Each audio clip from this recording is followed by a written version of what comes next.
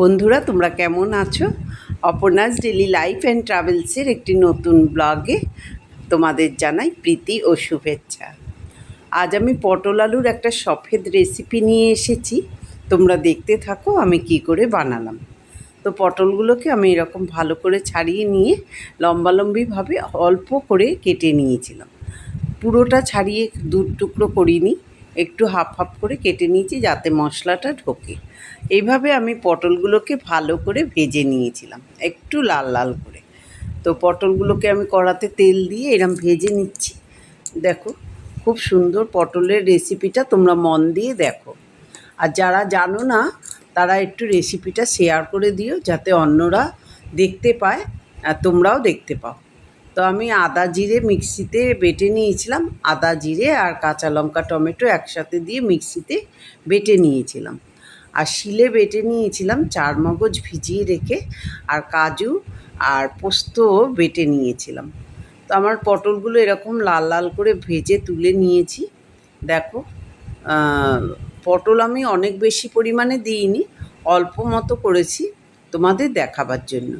তো আমি পটলটাকে ভেজে নিয়েছি, এবারে আলুগুলোকেও লাল লাল করে ভেজে নেব। তা আমি আলুগুলোকে পাতলা পাতলা করে দিয়েছি, তোমরা চাইলে আলু নাও দিতে পারো।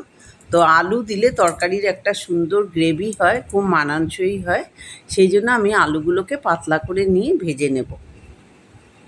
আলু পটল দুটোই আমার ভাজা হয়ে গেছে। আর যে মিক্সিতে আদা জিরে পেস্ট করেছিলাম কড়ার তেলের মধ্যে দিয়ে ভালো করে শুকনো শুকনো করে দেখতে পাচ্ছ কষিয়ে নিয়েছি। এবারে আমি ভাজা আলুগুলোকে এর মধ্যে দিয়ে দিয়েছি, আর সামান্য পরিমাণে নুন দিয়েছি। হলুদ বা গুঁড়ো লঙ্কা কোনো কিছুই আমি দেবো না, যেহেতু আমি কাঁচা লঙ্কা আর গোলমরিচ বাটা দিয়ে বানাচ্ছি। তো আমি কাঁচা লঙ্কা গোলমরিচ আদা জিরে সব রকমের বাটা দিয়ে মশলাটা কষে নিয়েছিলাম। এর মধ্যে আমি আলু দিয়ে দিয়েছি, আলু দিয়ে ভালো করে কষা হওয়ার পরে আমি একটু জল দিয়ে দিচ্ছি।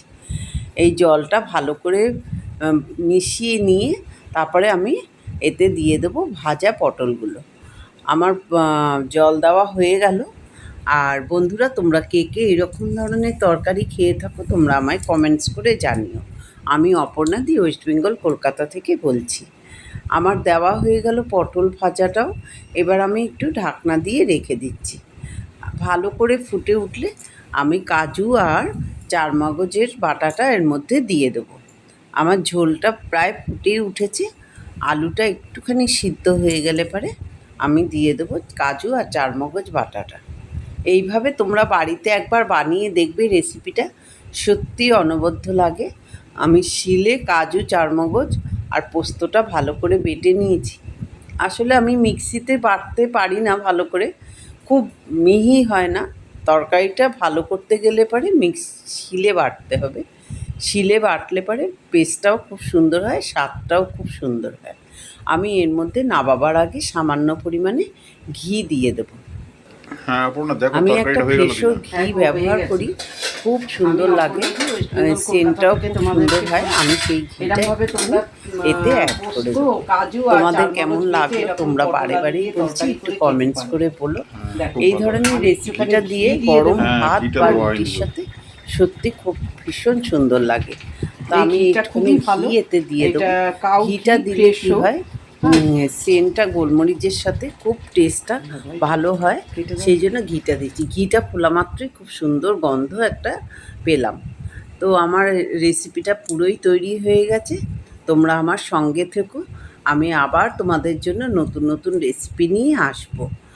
আর তোমাদের যদি ভালো লেগে থাকে তোমরা শেয়ার করে দিও, কমেন্টস করো, লাইক করো, সব সময় আমার সঙ্গে থেকো। আমি অপর্ণা দি, তোমাদের সমস্ত রকম রেসিপি নিয়ে, সমস্ত রকম বিনোদন নিয়ে তোমাদের কাছে আমি উপস্থিত হয়ে যাব। দেখো, আমার তরকারিটা সম্পূর্ণই রেডি হয়ে গেছে। আজ এই পর্যন্ত, দেখা হবে নতুন কিছু নিয়ে। তোমরা অবশ্য করেই আমার সঙ্গে থেকো।